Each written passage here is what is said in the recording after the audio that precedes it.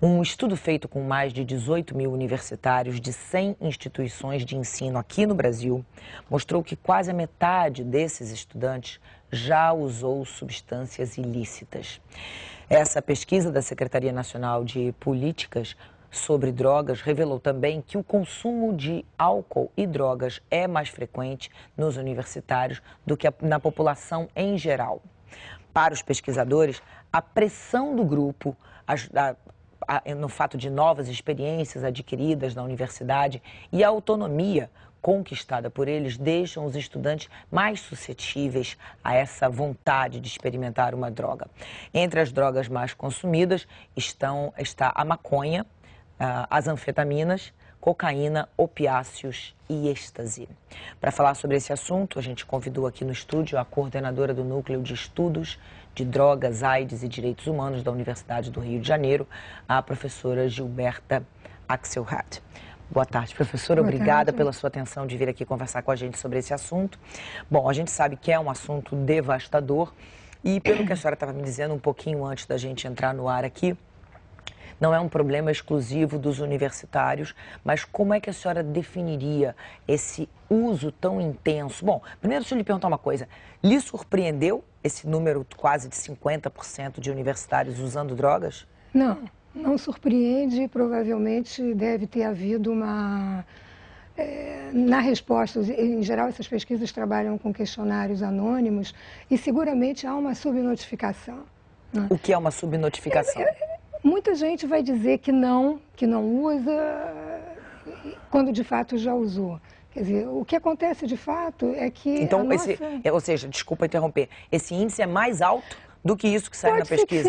Pode ser que sim. E isso não me assusta em absoluto, porque de fato, nossa cultura, a cultura brasileira, como todas as outras culturas, conhece, usa e procura as drogas. Né? Já é um lugar comum se dizer que o uso de drogas ele é paralelo, ele faz parte da história da humanidade. É específico de quem tem consciência querer experimentar com a consciência.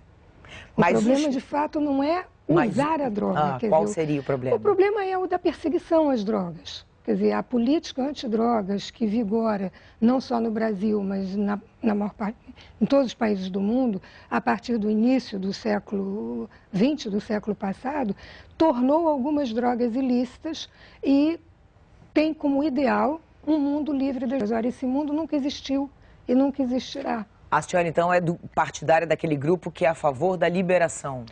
Não é quer dizer, a gente chama, na verdade, é da legalização das drogas. Legalização significa você tornar as drogas... Qual seria o papel do Estado com a legalização? Seria controlar a elaboração, a qualidade de todas as drogas que existem e que outras que estamos inventando, né, estamos descobrindo. Controlar essa elaboração e a qualidade, ajudar as pessoas que se sentirem prejudicadas, que sofram por essa liberdade, que é uma liberdade social. Isso é uma questão polêmica que a gente pode até combinar uma outra entrevista só sobre esse assunto. Agora eu queria voltar aos universitários. A senhora trabalha formando profissionais para conversar e tratar e ensinar exatamente com relação às drogas. Como é a melhor maneira de lidar com os jovens, de tentar diminuir ou prevenir ou evitar que esse jovem se torne um viciado? Prevenção significa evitar que alguma coisa aconteça. Então, você pode evitar a tuberculose com uma vacina. A gente está tentando evitar a gripe suína com a vacina. Então, mas as drogas não são uma doença infecciosa. Então, não adianta você divulgar a importância, o objetivo central da abstinência, porque quem não pode, não quer ou não consegue ser abstinente, fica fora do teu projeto de educação. Então, o caminho é a educação para a autonomia. O que é uma educação para a autonomia? É desenvolver nas pessoas a capacidade de reflexão e ação que seja protetora de si e do seu entorno.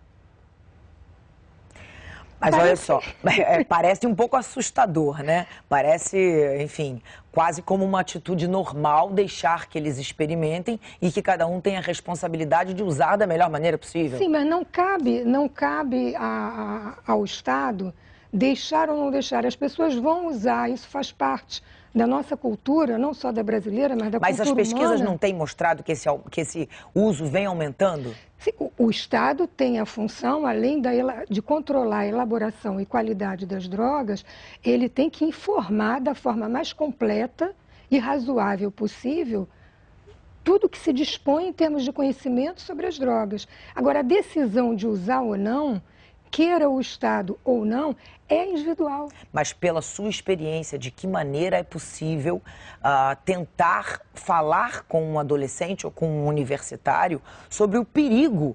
Na medida que ele usa, ele está assumindo um perigo, um risco. Risco que é maior na medida da interdição de certas drogas. Você consumir maconha hoje em dia, quando o mercado é ilegal, né? Então você não tem um controle de qualidade da maconha, ela vem misturada com outras substâncias. Mas a maconha por si só é perigosa? Não, a maconha por si só, nenhuma droga por si só é perigosa. O que é perigosa é, por exemplo, a cocaína no mercado ilegal misturada com pó de mármore. Isso é altamente perigoso. Bom, a maconha misturada com eu amônia... discordo um pouco da senhora, eu acho que a droga, pela própria definição, é um alucinógeno, é uma coisa que pode levar um adolescente, pode criar dependência química, pode criar dependência emocional. Então, a senhora me desculpe, eu realmente tenho a tendência, tenho 2 filhos jovens, a minha tendência é tentar ver se essas pessoas, se os jovens de uma maneira geral, podem ficar mais distantes da droga do que estão hoje. Mas eu entendo a sua posição. O uso de drogas no contexto em que nós vivemos hoje em dia é altamente explosivo, porque você não tem controle de qualidade, você não tem informação que dê essa possibilidade de você fazer um uso adequado ou até de você optar em não fazer uso, dado o contexto em que nós vivemos. Eu acho que é preciso alertar os jovens que, na medida em que ele aceita fazer uso, ele está correndo muito risco. Não só porque é ilegal, mas porque aquilo vai fazer mal ao corpo dele, ao cérebro dele. Talvez nesse momento, o que mais eu aconselharia a um jovem é participar de debates, é participar de movimentos de esclarecimento sobre o que se tornou hoje em dia um problema, porque no passado não foi assim. O caos que nós vivemos com as drogas é um caos recente em termos históricos. Ele tem no máximo 100 anos. Muito obrigada pelas suas informações.